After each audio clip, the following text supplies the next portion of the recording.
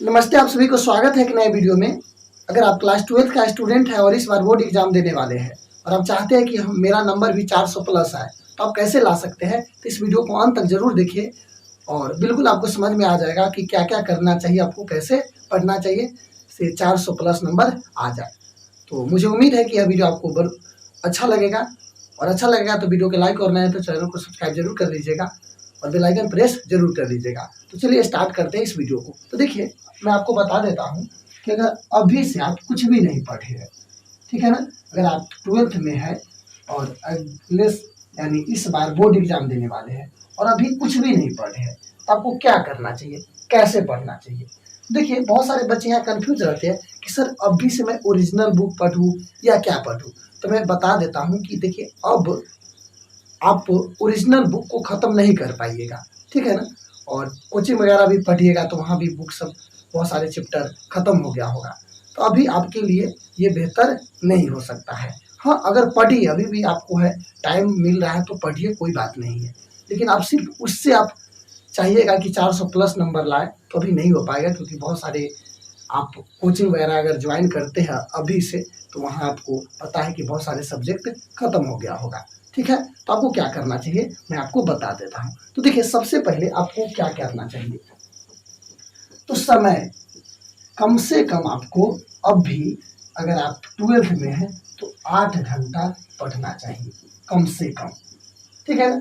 हाँ, इस पर डिपेंड करता है कि बच्चा पे डिपेंड करता है। कोई बच्चा ऐसा होता है कि कोई बच्चा 8 घंटा में उस चीज़ को कवर करता है, तो कुछ बच्चा उस चीज़ को 5 घंटा में कवर कर लेता है।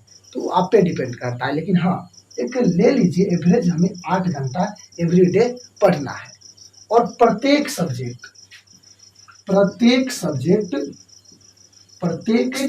पढ़िए, सभी सब्जेक्ट एवरी डे आपको पढ़ना है, समझ गए ना। और याद रखिएगा, और इसमें एक टाइम टेबल बना लीजिए।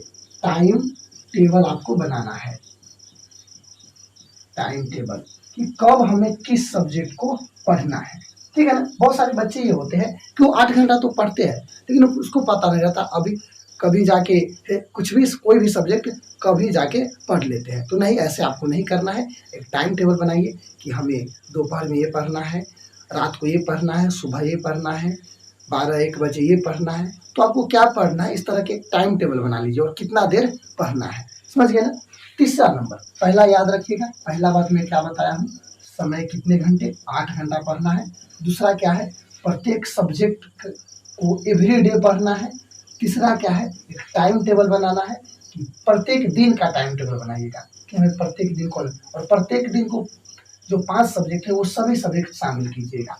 और चौथा बात आपको याद रखना है कि जिस सब्जेक्ट में आप लगते हैं कि हम उसमें कमजोर है, उस सब्जेक्ट को ज़्यादा पढ़ना है, ठीक है ना। क्या करना है, उस सब्जेक्ट को हमें ज़्यादा पढ़ना है, याद रखिएगा। जिसमें आप कमजोर है, जिस सब्जेक्ट में आप कमजोर है उसको क्या करना है,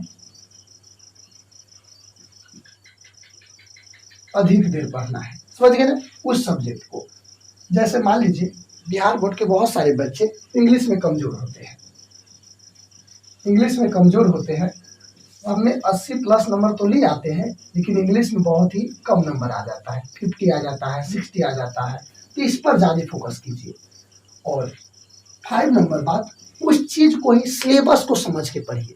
सिलेबस कि हमें, अगर मान लीजिए आपका आर्ट्स है तो आर्ट्स में अगर हिस्ट्री पढ़ते हैं तो हिस्ट्री में कहाँ से क्वेश्चन आता है, किस तरह के क्वेश्चन आता है। हिंदी पढ़ते हैं तो हिंदी में किस तरह के ऑब्जेक्टिव आता है, कहाँ से ऑब्जेक्टिव आता है, व्याकरण क्या गुण रहता है, सब्जेक्टिव कितना रहता है, ऑब्जेक्टिव कितना रहता है, निबंध क्या रहता है, इससे और एप्लीकेशन कितना रहता है। इस तरह की चीज़ को समझिए, उसके बाद उस चीज़ को क्या कीजिए, पढ़िए प्रत्येक सब्जेक्ट को। उसके बाद बहुत सारे बच्चे कंफ्यूज होता है कि सर इसमें हमें क्या करना चाहिए, कौन बुक पढ़ना चाहिए। बुक पढ़ना है, बुक के बाद मैं बता देता हूँ कि देखिए इसमें क्या करना है आपको। बुक तो आप ओरिजिनल बुक है तो बहुत अच्छा है, उसको आप खुद रीडिंग कीजिए। और अगर जा रहे हैं कोचिंग वगैरह कहीं जा रहे हैं, अगर सर समझा रहे हैं तो वहाँ पढ़िए, ठीक है। दूसरी बात क्या है, आपको देखिए एक ऑब्जेक्टिव होता है, कोई ऑब्जेक्टिव बुक ले लीजिए। पहले तो सब्जेक्टिव कोशिश कीजिए सब्जेक्टिव पढ़ने का, सब्जेक्टिव, क्योंकि सब्जेक्टिव अगर पढ़ रहे हैं ना तो बहुत सारे ऑब्जेक्टिव आपको माइंड में सेट हो जाएगा, दोबारा पढ़ने की कोई ज़रूरत नहीं होगा। तो बहुत सारे ऑब्जेक्टिव और सब्जेक्टिव का बुक आता है। मान लीजिए कोई गेस पेपर ले लीजिए, जैसे टारगेट का होता है, ब्रिलियंट का होता है, और वैशाली का होता है, कृष्णा का होता है, जो भी लेना है वो ले सकते हैं, ठीक है ना। हाँ, जो आपको नज़र में बेहतर है। हाँ, अगर आप सब कहिएगा कि सर इसमें गेस में कौन गेस बेहतर होता है, आप बताइए, तो आप लोग कमेंट करिएगा नीचे, मैं आपको बिल्कुल उस पर बता दूंगा वीडियो अपलोड करके बहुत ही जल्दी। और साथ में क्या कीजिए, एक क्वेश्चन बैंक ले लीजिए, एक क्वेश्चन बैंक ले लीजिए, क्वेश्चन बैंक ले लीजिए। क्वेश्चन बैंक ले लीजिएगा ना, तो बहुत सारे क्वेश्चन उसमें रिपीट होता रहता है। हमेशा एग्जाम में कुछ ऐसा क्वेश्चन होता है, लगभग मान लीजिए ना, वो रिपीट होता रहता है। तो इसके लिए आपको क्या करना है, क्वेश्चन बैंक से प्रैक्टिस करना है।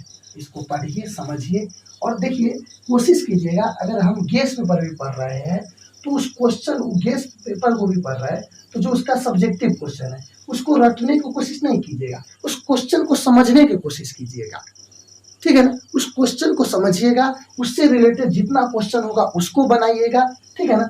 तब जाके आपको क्या होगा, बेहतर नंबर आएगा, 400 प्लस नंबर आएगा। उसके बाद 7वां नंबर बात है कि हैंड राइटिंग पर विशेष ध्यान दीजिएगा। हैंड राइटिंग पर आप क्या कीजिएगा, विशेष ध्यान दीजिएगा, ठीक है। जो भी स्टूडेंट है हैंड राइटिंग पर विशेष ध्यान दीजिएगा। कितना बात ध्यान में रखिए, 8 घंटा पढ़ना है, प्रत्येक शब्द को प्रत्येक दिन पढ़ना है, टाइम टेबल बनाना है, कमजोर जिस सब्जेक्ट में उस पर ज़्यादा ध्यान देना है। बुक क्या है तो आपको बता दिए कि सब्जेक्टिव और ऑब्जेक्टिव दोनों पढ़ना है। एक अलग से भी आप ऑब्जेक्टिव के बुक ले सकते हैं, और एक अगर अभी मान लीजिए गेस पेपर खरीदे हैं तो सब्जेक्टिव ऑब्जेक्टिव एक ही साथ रहता है। हाँ, तो कुछ में कम रहता है तो इसके लिए एक अलग सब्जेक्टिव बुक भी ले सकते हैं। तो मैं बता दूंगा कि ऑब्जेक्टिव के लिए बुक कौन बेहतर होता है। फिर एक क्वेश्चन बैंक ले लीजिए, यही 3 बुक आप पढ़ लीजिए, आपका बेहतर नंबर आ जाएगा। टाइम पे ज़्यादा फोकस दीजिएगा। तो मुझे उम्मीद है कि आपको समझ में आया होगा, और समझ में आया तो वीडियो को लाइक और नया है तो चैनल को सब्सक्राइब जरूर करें। जय हिंद, जय भारत।